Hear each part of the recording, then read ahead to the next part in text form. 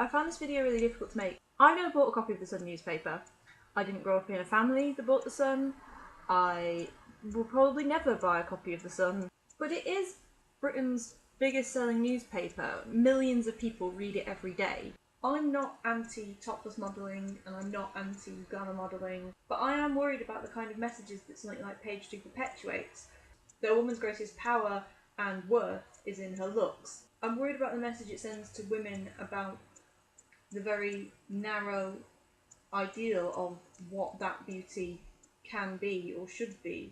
And I'm also worried about it sending this message to men and boys that if a woman isn't beautiful and fuckable, then she's not worth paying attention to. Or that women should always be receptive to men's sexual advances. I would be happy to see Page 3 gone, and I've signed the petition below in the description to say so. But I'm wary of this being another incident where middle-class feminists, such as myself, speak about and for working-class women. And I'm also very wary of the kind of, I guess, benevolent slut-shaming that can creep into this sort of campaign. The sort of feminism that either indirectly or occasionally directly shames women for working in as strippers or as topless models and denies these women agency in an effort to try and save them from themselves. I was reminded of an article from the start of this year that talked about feminism and a programme that glamour model Jodie Marsh had made about her history with bullying.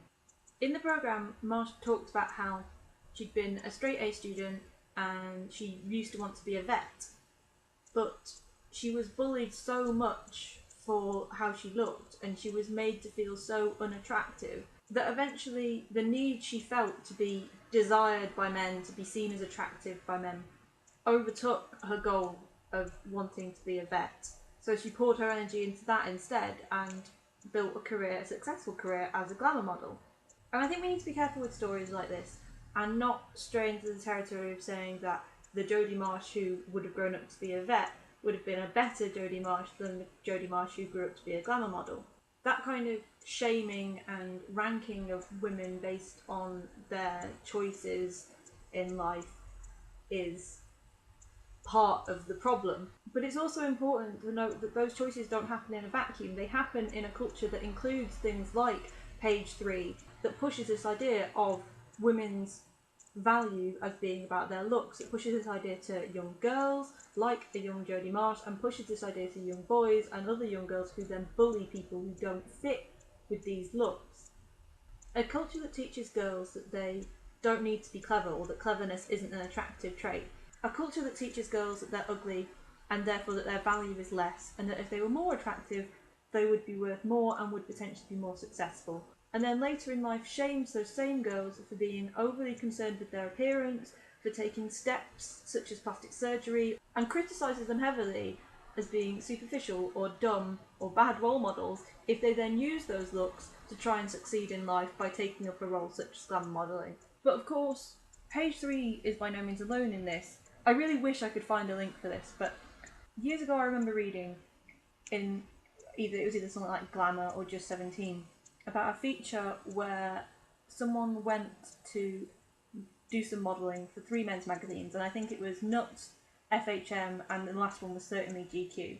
And the interesting difference about the 3 photo shoots was that the lower down the class scale the magazine's demographic was, the less retouching and Photoshop was done. And the reason given at Nuts magazine was that they wanted the women to seem attainable. They wanted them to seem like the sort of girl that you might bump into on a Saturday night. Whereas at the other end of the scale, at GQ, there was far more emphasis on having the perfect photoshopped figure that actually no woman could ever obtain. So those are my thoughts on the whole no more Page 3 thing. The link's in the description if you want to sign to say ask the editor of The Sun to remove Page 3. That's the other point. It's not a ban, it's asking the editor to remove it of their own volition.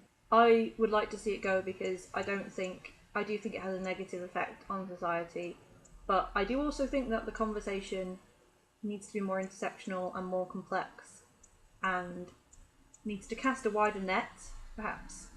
Yeah, I think we middle class women need to stop maybe speaking so much and actually be a bit more active listening to working class women and glamour models. Let me know what you think in the comments or in response videos. Response videos would be awesome. And I will see you next Monday. Bye!